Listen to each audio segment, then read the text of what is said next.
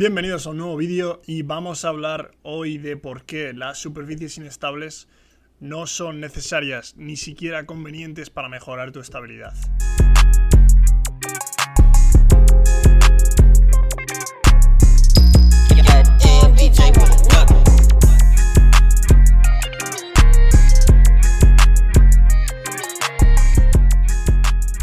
Sobre todo, muchísimas gracias por estar aquí, muchísimas gracias por confiar en los vídeos que yo subo siempre, como hacíais en Instagram. Y os quería pedir un favor, y es que dejéis una manita arriba, que os suscribáis, así llegan las notificaciones de los vídeos que van subiendo, y lo compartáis con todas aquellas personas que creéis que esto les va a ayudar, ¿vale? Hoy vamos a hablar de las superficies inestables y por qué muchísimas veces yo en Instagram hablo de esto, muchos compañeros lo han tratado también, y vamos a explicar un poquito más en detalle por qué las superficies inestables no son buenas para lo que las hemos estado utilizando, que es para la mejora de la estabilidad, digamos. Tenemos que entender lo primero, la definición de estabilidad, ¿vale? Estabilidad en una definición física de lo que es la estabilidad, porque la confundimos con el equilibrio. Estabilidad mecánica, referido a un estado de equilibrio mecánico en el que las pequeñas perturbaciones del sistema no son seguidas por un alejamiento indefinido de esta situación de equilibrio. ¿Vale? Lo que quiere decir con esto en una situación de juego real es que si nosotros estamos en total control de nuestro equilibrio, de nuestro cuerpo, y hay una perturbación, un empuje, cualquier movimiento que nos hace perder esa situación de equilibrio, esa situación de control de nuestro cuerpo, es cuando perdemos la estabilidad, ¿vale? O sea, la estabilidad podríamos pensarla como equilibrio dinámico, equilibrio en movimiento. Es lo que queremos conseguir. Y la estabilidad se va a ver comprometida no por nosotros mismos, sino por una perturbación externa. Es decir, todo lo que se vea perturbado por nosotros, por nuestro sistema, va a ser el equilibrio, ¿vale? Nuestro objetivo es que esta estabilidad se vea beneficiada mediante la capacidad de soportar estas perturbaciones, estos empujes, estos cambios de dirección, etcétera, etcétera. Entonces vamos a ver un poco más a fondo el por qué yo estoy en contra de utilizar estas superficies inestables. Lo primero de todo, y los argumentos que siempre se utilizan. Si consigo estabilizarme en una superficie inestable, cuando pase a una superficie estable de como es el suelo, va a ser mucho más fácil. Principio de supercompensación, que parece que lo aplicamos para todos sin tener ni idea.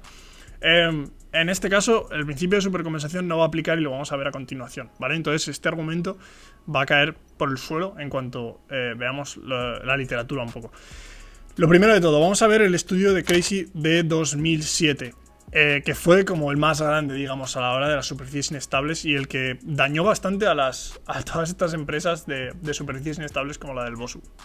Lo que se vio en este estudio es que con jugadores, con deportistas universitarios, al dividirlos en dos grupos que hacían el mismo entrenamiento, uno de los grupos realizaba trabajo de inestabilidad con superficies inestables.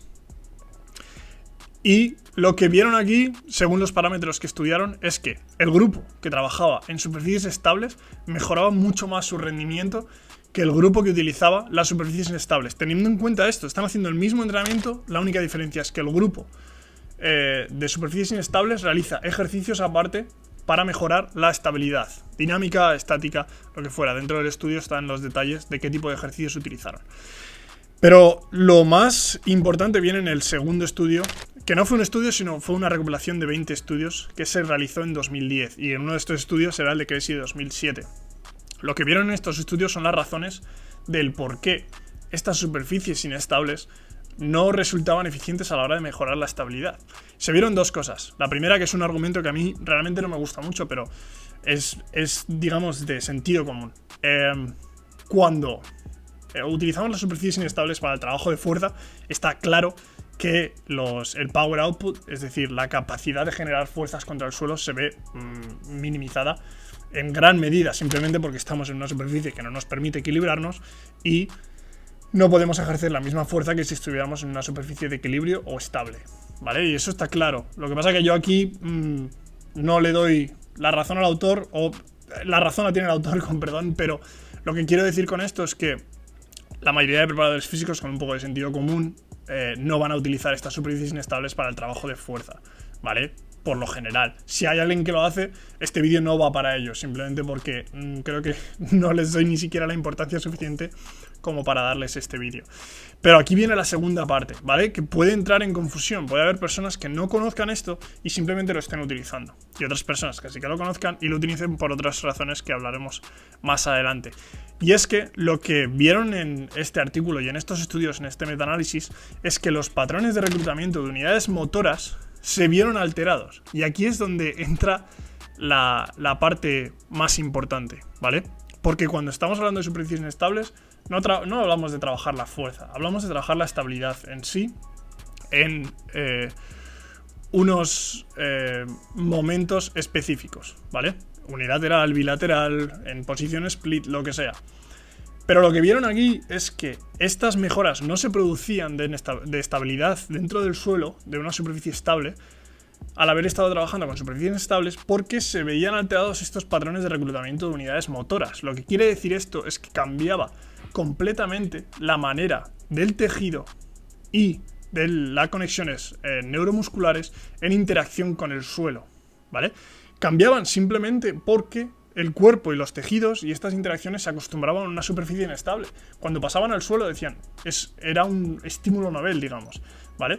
Algo nuevo que el cuerpo tiene que reajustarse, básicamente. Por eso, el principio de supercompensación no sirve en este caso. En este caso, el único principio que podemos adoptar es el de especificidad. Es decir, si nosotros trabajamos en una superficie estable para mejorar la estabilidad, vamos a mejorar nuestra estabilidad. Si trabajamos en una superficie inestable, vamos a mejorar nuestra estabilidad en una superficie inestable. Por eso, puede que sea interesante para deportes como por ejemplo el surf, pero no tiene ningún sentido para el resto de deportes que trabajan en superficies estables. Vale, ahora que ya hemos dado las razones conforme a la ciencia, ¿vale? Y el reclutamiento de unidades motoras es el más importante, ¿vale? Tenemos que entender que la coordinación intermuscular es súper importante a la hora de producir fuerzas, de estabilizarme, de conseguir equilibrio y de soportar estas perturbaciones externas de las que hablábamos anteriormente.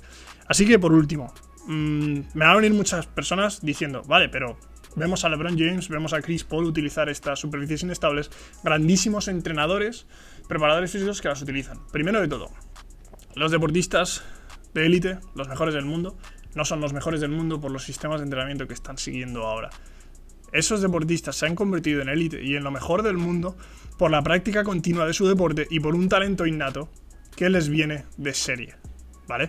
Entonces, no tiene ningún sentido que achaquemos el éxito de estos deportistas a la mejora de la estabilidad utilizando las superficies inestables. Y en segundo lugar, los entrenadores, los grandes entrenadores y preparadores físicos que vemos en redes sociales y que utilizan estas superficies. Vamos a entenderlo de la misma manera que hemos entendido a los jugadores.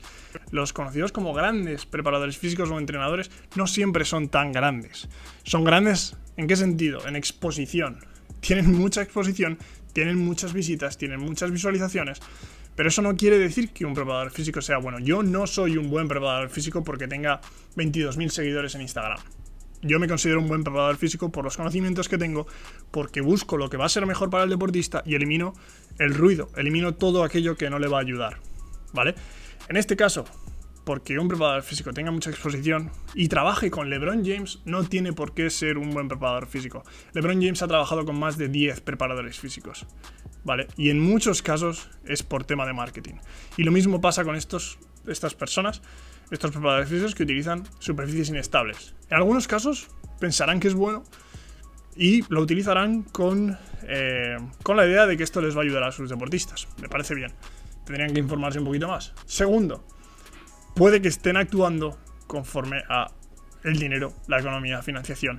Estas empresas tenemos que entender que son muy poderosas a nivel económico y pueden crear partnerships, sponsors, lo que sea, con estos preparadores físicos. Y si os fijáis en sus cuentas de Instagram o YouTube, normalmente tendréis un código de descuento para comprar una superficie inestable, lo que quiere decir que hay un interés económico detrás y que probablemente lo estén utilizando por eso y lo muestren por eso. Entonces, para finalizar, esta vez sí, quiero que pensemos, si somos preparadores físicos y entrenadores, cómo estamos evaluando la estabilidad. La estabilidad, yo creo que no la estamos evaluando. Estamos evaluando el equilibrio. El equilibrio a un pie, equilibrio en split stance, en equilibrio en dos pies. Y me parece correcto. pero tenemos que pasar de esto ya. Esto se hace al principio, me parece que es una buena idea al principio, pero una vez hemos testeado esto y la mayoría de deportistas son capaces de equilibrarse en una situación normal, pero está claro que si le quitas el sistema vestibular y otros sistemas, pues probablemente pierdan este equilibrio, pero en que si no estamos tratando con un deportista ciego, no hay ningún problema con su sistema vestibular, entonces ¿para qué quitárselo para equilibrarse? Es lo mismo que añadir dificultad con una superficie inestable. Pero en segundo lugar, para analizar realmente la estabilidad tenemos que ver al deportista en su entorno. Si yo quiero analizar la estabilidad de un deportista, de un running back en fútbol americano, quiero verle jugar, quiero verle cómo es capaz de tomar el contacto de otro deportista, las perturbaciones, estabilizarse en movimientos dinámicos y en cambios de dirección. Ahí es donde voy a ver si hay algún problema.